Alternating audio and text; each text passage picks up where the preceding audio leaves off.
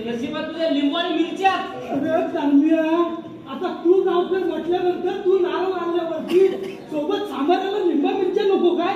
दुनिया लिंबू मिरची फिरवता फिरवतात कोण सांबारा सापडला का नाही अजूनपर्यंत. अरे कर्म्या कमी कर, नाही तर तुझीच होता तुझ्याच माळावर बसतील. अरे बाबा कमी करून कसं जमल? ह्याच्यावर तर तुझं आणि माझं पोट पाणी चाललंय. आणि मी हा करताय म्हणून तर समजा गाव आणि समजांची पोरा सुखात गावाचा विचार करणारा पहिला तुझा स्वतःचा विचार कर. घरात लाईट घे. अरे तिनं कशाला? ती कशाला? बापसा जाऊन विचार कशाला ती? अरे आता बापूस असला तर विचारू ना. अरे नालाय का त्या मराठीवरच्या मराठी झालं पहिली ते 7वी पर्यंत सारी तुझीच पोरा. आता लाईट नाही त्याला झाली तर झाली. लाट तोंडवर लाट वाटते का तुला? तोंड करून सांगतो. पण त्या मराठी शाळेचा अध्यक्ष आहे मी. अध्यक्ष करतील नाही तर काय? अरे 60 पोरं तुझी एका सालीला पोषला तुझीच पोरं खातात. अरे आता 9 पोरं त्याच्यातली 7 पोरं माझी. मग माझी पोरं चालत गेल्याशिवाय तर पोषणार पण मलाच भेटल ना. अरे मोठ्या पुण्याचं काम केलंस ना तू. नाहीतर काय? एक काम कर, त्या मास्तरांना सांग माझा एक फोटो दिसते ना त्याला सांग माझी रोज पूजा करा. कारण तुझ्यावर त्यांची साला चालू ना त्याने कोणावर चालतंय. अरे मास्तर माझी पोरा चालत जातात म्हणून तर मास्तर पगार घेऊन त्यांचं कुटुंब तरी पोचत. एवढं समजतं तुला जगाचं बघतो ना माझं भविष्य सांगले. त्याच्यात काय तुझं भविष्य? तुझं माझं माहित बघ बुवा. काशी गेली वनवाशी गेली नशिबी तुझ्या साडेसाती आहे बघ. घाबरू नकोस. उपाय सांगतो. पिंपलाला 11 प्रदर्शना घाल. दह्याची वाटी ठेव. दे 101 रुपया. देव नकोस. मन बघत होता तुझा. पैसा फटा दगडातला देव मोठा बघ. लोकांसाठी तू खूप काय करतोस पण तुझ्यासाठी कोण काय करत नाही. रात्री म्हणतोस ह्याव करू त्याव करू, सकाळी म्हणतोस काय करू. वाटत तुझ्या रसवंती आहे बघ. राजकारणात कधी पडू नकोस आणि पडलास तरी सगळ्या बापावर विश्वास होऊ नकोस. गेल्या का म्हणून ते देऊ नकोस. मेल्यामध्ये बघत होता मी. पैसा फटा लागला देव मोठा बघ. अरे तुळजापूर आई शपथ खरं सांगतात खोटं सांगत नाही. तुझं भविष्य सांगतात. पंढरपुरात आलाय तुळजापुराला जाताय बघ.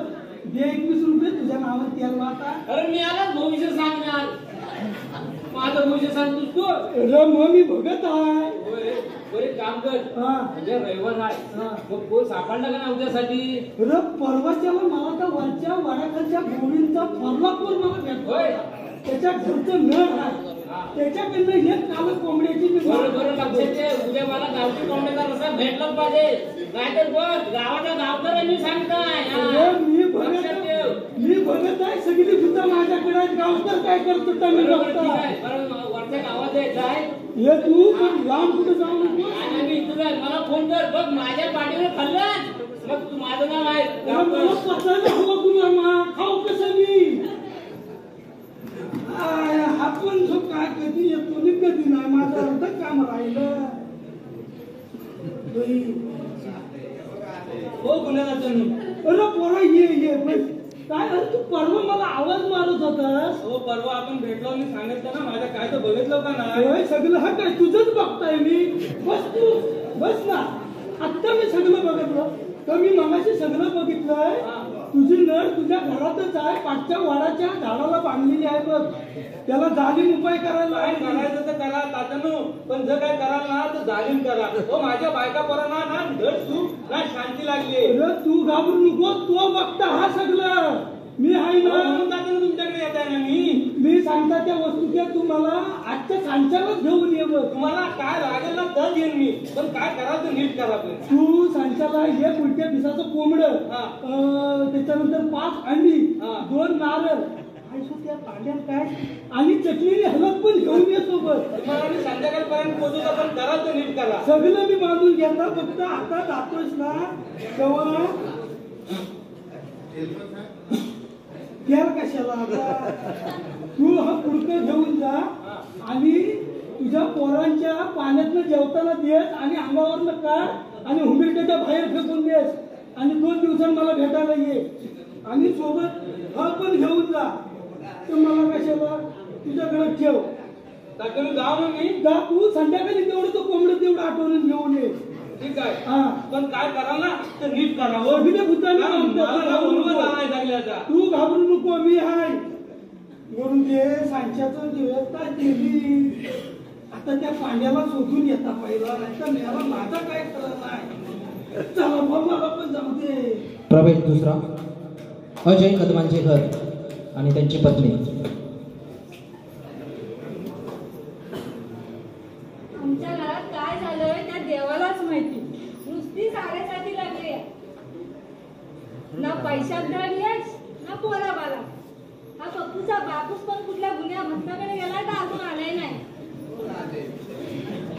ना बाबा नाव घ्यायला ती नवरोबा हजर ती 100 वर्षांची. कसलं 100 वर्ष घेऊन बसलीस तू पण. एवढं वाईट तोंड करून का बोलताय. आता काय सांगू तुला. आता काय सांगण्यासारखी सोयच नाही राहिली. सगळं का आपला धाकटा शुभम आहे ना आणि त्याची ती बायको म्हणजे तुझी ती जाव. अगं त्यांना त्या वर्षाच्या तात्या आहेत ना त्या तात्यांचा जो धाकटा पोर मेला ना त्याला खालच्या देवाला जाऊन चुरगोमा करून ठेवला नाही आणि त्याचा दास मिळतो असं गुन्हे भगत काल सांगत होता मला. तरी मी म्हणलं तरी हरकत नाही आपल्या घरातच पाणी उठतंय. अगं तो पंडुगाकर पण तोच म्हणी अगं तो वर्ष उठायचीच नडते तुम्हाला. तरी म्हणलं ती बाया कळण आली का माझली कशा काय सांगू मी. नाही काय बघता मी काय करते नाही तिला मी एकटी कसं पुरून उरली ना तर नाव चव्हाणाचं सांगणार नाही. तसं नव्ह. हे बघ हा दिला नाही ना तर सांगितलं नाही संध्याकाळी पोरांच्या अंगावरनं काढ आणि त्या तुझ्या जावच्या पहिलं उंबाट्यात नेऊन टाक. माझी ती जावी तुमची ती कोण. हा ना तर सगळं ध्यानात येतंय आहे. मी शिकलेली नाही पण आल्याने एवढं तर मला दुखली. एवढ्या अंगावर कशाला येतीस तू.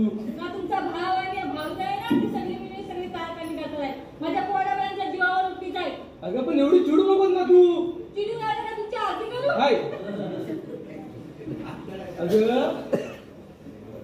अगं पण तुम्हाला अक्कल आणि काहीतरी समजलं पाहिजे. अगं एवढ्या मी लांबनं जाऊन आला आणि कोण बघील यातलं कोणी जर बघायचं असेल विचारलं नसतं ना मला तर काय उत्तर द्यायचं होतं मी. अरे त्यावर 4 घाटा जोडून वर गेला घरात पाऊल नाही ठेवताय तर तुझ्या भगत चौकशा लगेच चालू होतात. मला बघत चौकशा घरात काय चाललं ते तुम्हाला दिसतंय काय. माझा पोर का शाळेत गेला तो चांगला होता त्यासाठी तुम्ही धावताय ना. आपण फणफणत आलेला आहे. ती पाणी टाकी काय दूध द्यायची पण कधी आले आहे. आता काय करू अजून. माझ्या बहिणी मायाला साडी कोंबडी गवळती पण गावता द्यायची बंद झाली.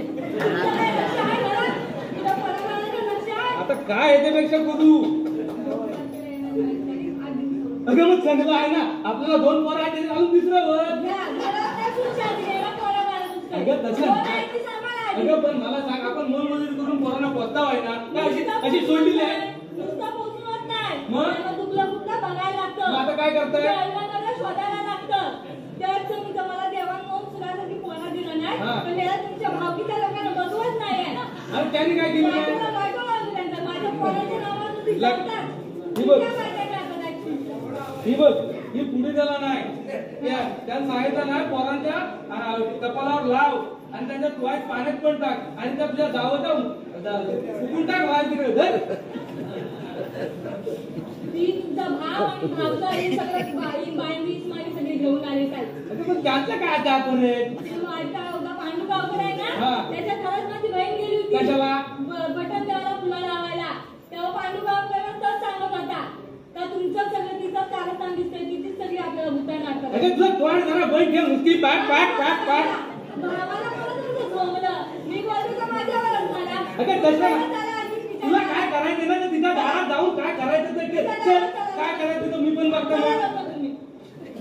प्रवेश तिसरा अजय कदमचे भाऊ शुभम कदमचे घर. अजय कदमचे भाऊ शुभम कदमचे घर.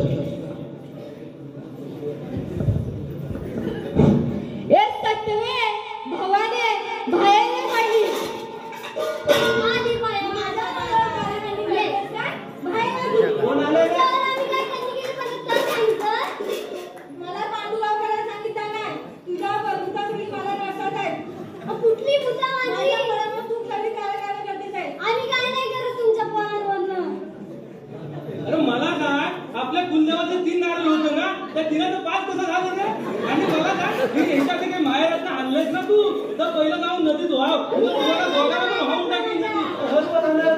ना थोरला भाऊ बोलतोय मी.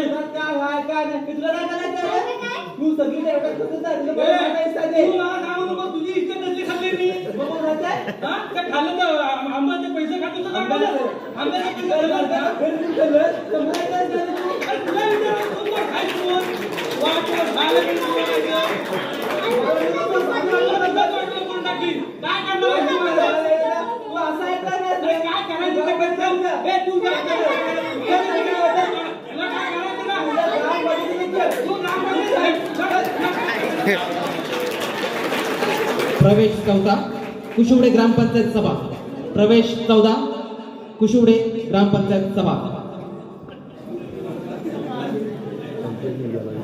ये बघू काय करतो ना का मी बघता ना. बस तू बस आणि ना पंचायत बसून मी पण बघीन. बस काय करतात ना माझा नेता मला बघू.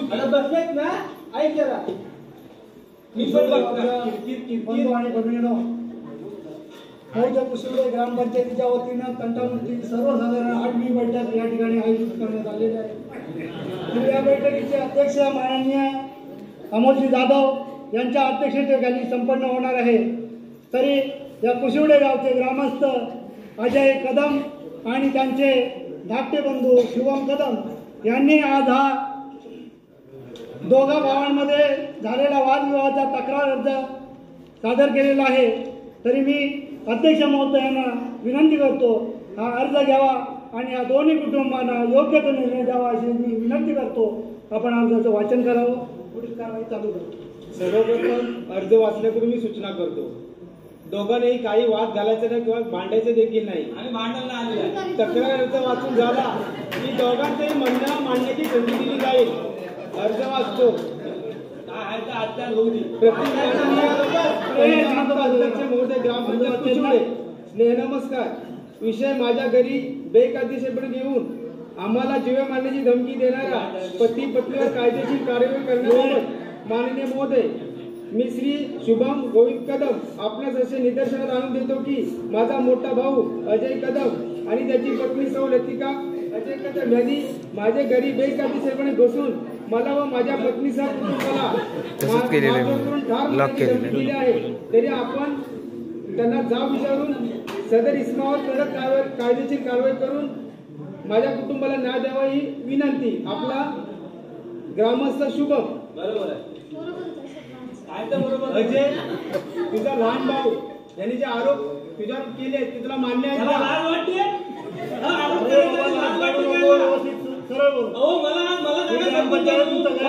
मोठा केला ना मी आणि हा आणतो कुठं मला याचे ना याला झोडला नका तेव्हा याला जागा झाडकायलाच पाहिजे.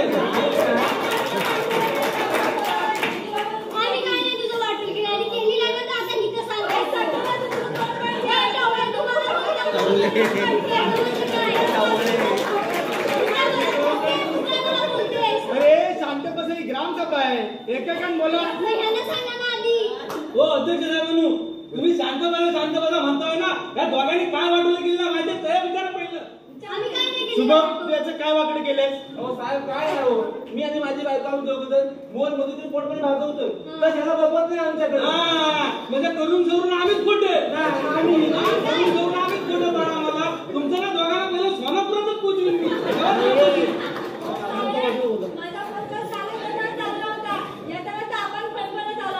समजायचं आहे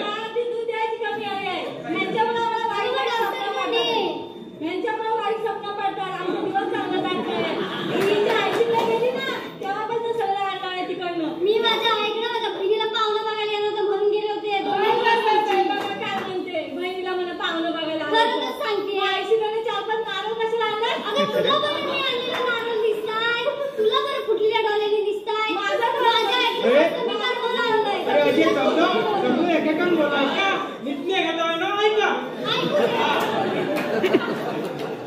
त्यांचे काय सासरवाडीतला आणलं नाही ना तर पहिलं लगेच म्हणून व्हावायला लागा. त्या दोघांना मी लगेच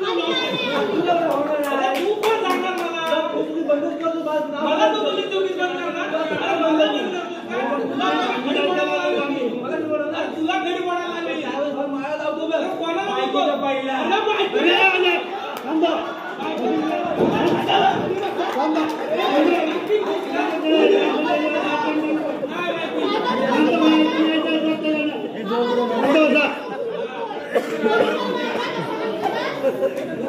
बघताय ना बघितलं ना आता साहेबांनी माझा मोठा दीर असा करून घेऊन गुरगुरतो माझ्या नवऱ्यावर आणि मारायला जातो. चांगला दुर्बीण आणि शुभम, अरे दोन्ही एका आईची दोन लेकरं तुम्ही.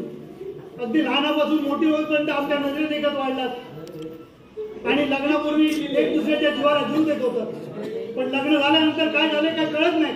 एक दुसऱ्याचे शत्रू असे तुम्ही वागताय. अहो सरपंच साहेब, हा माझा मोठा भाऊ आणि त्याची बायको कुठलं पण सर्व आले की लावतात तुमची भुजा नाडताय, तुम्ही हलत करणी केली काय बायको माझं बांगी इस्मान अद्याप नाडतात. सरपंच मला तुम्ही एक सांगावं, का गुन्ह्या बघत खोटं बोलत का खोटं बोलत तुला लावतो जवाच्या त्याला तुला काही येडा म्हणून लावतो काय खोटं बोलत काय मला सांगा. हा गुन्ह्या बघत म्हणजे कोण? आपला मार्केट शाळेत अर्धवट शाळा सोडून तो गावभर बोंबलेला असतो कलबट्याचा मोठा पोर. मग मी एक काम करतो, उद्या ग्रामपंचायत येताना त्याला घेऊन येतो सकाळी. उद्या घेऊन येतो. उद्या काय बोलायला आम्ही काय मुलगी आहो.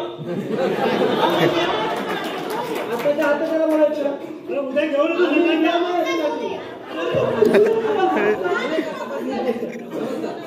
तुम्ही त्या गुन्ह्याला उद्या हजर करणार होतात ना, परंतु तुम्ही त्याला आजच हजर करायला पकडून आणलाय. अहो बाजूच्या गावामध्ये पुन्हा एकदा भगतगिरी करून लोकांना फसवत होता. पण आम्ही अंधश्रद्धा निर्मूलनाची माणसं आणि दाभोळकरांचे पट्ट शिष्य या गुन्ह्यासारख्या भक्ताला कसं सोडणार? घ्यायला ताब्यात आणि विचारा जबाब. कांबळे साहेब, त्या गुन्ह्या भक्ताला घेऊन आला, हे अतिशय उत्तम काम केलं. हो, या गुन्ह्यासारखे त्या कोकणातच नवा संपूर्ण महाराष्ट्रामध्ये भगतगिरीच्या नावाखाली प्रत्येक गावागावात भावकीमध्ये भावाभावांमध्ये भांडण देत आणि स्वतःची फोटो बघतायत. महाराष्ट्राचे तत्कालीन उपमुख्यमंत्री तथा गृहमंत्री आर पाटील साहेब यांनी प्रत्येक गावात शांतता नांदावी म्हणून गावे, वस्ती, वाड्या, तांडे, मोहल्ले वादविवाद मुक्त राहावेत म्हणून आपल्या गावाचे तंटमुक्त गाव अभियान राबवले. त्यातून महाराष्ट्रातूनच काय अखंड भारतातून आपल्या रत्नागिरी जिल्ह्यातले कापडगाव हे राष्ट्रपतींच्या हस्ते सन्मानित झाले आणि याचा अखंड महाराष्ट्राला अभिमान आणि आनंद वाटला. परंतु त्यानंतर जितकी गावे झपाट्याने तंटमुक्त व्हायला हवी होती तितकी ती झाली नाही, याची सुद्धा मला खंत वाटते. म्हणून या शासनाला आणि ग्रामपंचायतीला माझी विनंती आहे, जर गावे तंटमुक्त करायची असतील तर दारूबंदी तर कराच, परंतु या भगत सारख्यांना पायबंद करा, यांना कडक बंदी घाला. कारण यासारखे भगत बुवा, कडमुडी ज्योतिषी, भगतगिरी करणाऱ्या बाया या सगळ्या गावात वाद निर्माण करतात आणि या अजय आणि शुभम सारखे सख्खे भाव पक्के वैरी होऊन बसतात. गुन्ह्या हे ऐकतोय खरं आहे का? सरपंच साहेब, माफ करा. आता या दिवस की करणार नाही. अरे पण ह्या दोघा भावांमध्ये वाद लागण्यासाठी तू नेमका करतोस तरी काय ते तरी सांग. पोलीस स्टेशनला नेऊन जमा करेल. माफ करा, मी चुकलो. या पुढे माती खातो. अरे त्या दोन भावांमध्ये जो वाद तुमचा ठेवलाय तो नेमकं काय सांगतेस ते तरी सांग. हे ते एक काम करूया, याला पोलीस स्टेशनच्या हवाल करूया. मी सगळं सांगता, मी बाकी काय नाही केलं. हा अजय आज माझ्याकडे आला होता, मी देवदेवस्ती करतो म्हणून. तर मी त्याला सांगितलं तुझ्या भावाला आणि तुझ्या भावजाईने तुझ्यावर आणि तुझ्या भावजाईने येताना माहेरातून येताना तुझ्यावर बांगी इस्मा आणून तुझ्या घरात पाडलं नाही. हद तेवढं सांगितलं. आणि ह्याच्यासारख्या लय माणसांकडनं मी कोंबडं, अंडी आणि लय पैसे उकलत आहेत बघा. म्हणून कांबळे साहेब, अरे पण तुझी बायको सारखी आजारी असते, हा तिच्यावर तू काय इलाज करत नाहीस रे. तुझी 8 पोरं ती सारखी आजार असतात, तुझी दैवी शक्तीने का त्याला बरं नाही करत? आता काय सांगू तुम्हाला. मी माफ करा, मी चुकलो. यापुढे मी काय करणार नाही बघा. मी कुठेतरी मोलमोजणी करीन. ऐकलंच काय? करतोस ना. कायदा केला, परंतु या कोकणातच नव्हे तर संपूर्ण महाराष्ट्रामध्ये त्या गुन्ह्यासारखे लोक भगतगिऱ्या करून प्रत्येक गावामध्ये प्रत्येक घरामध्ये वाद लावून देण्याचं काम करतात. ही परिस्थिती सध्या सगळीकडे चालू आहे. तर त्याच्यावरती आपल्याला काय करता येईल तर बघा. अजय बघा, तुमचे भाऊ शुभम, अरे आपण एका गाईच्या उदरातून जन्म घेतला. आता काय बोलू नको अजिबात. तुला माफ केलाय मी यंदा. हा, या पुढे आपण आनंद राहूया. ठीक आहे. रक्ताच्या नादाला लागू नको तू तो गावात समजावताय मी पण तू ऐकशील तेव्हा ना माझं. म्हणून सांगतो ग्रामस्थ बंधून बघलून, जर गाव तंटामुक्त करायचं असेल, विवेकवादी बनायचं असेल तर प्रत्येक गावातले भगत बुवा यांच्यावर पायबंदी करून भगत हटाव भावकी बचाव ही मोहीम राबवणे गरजेचं आहे.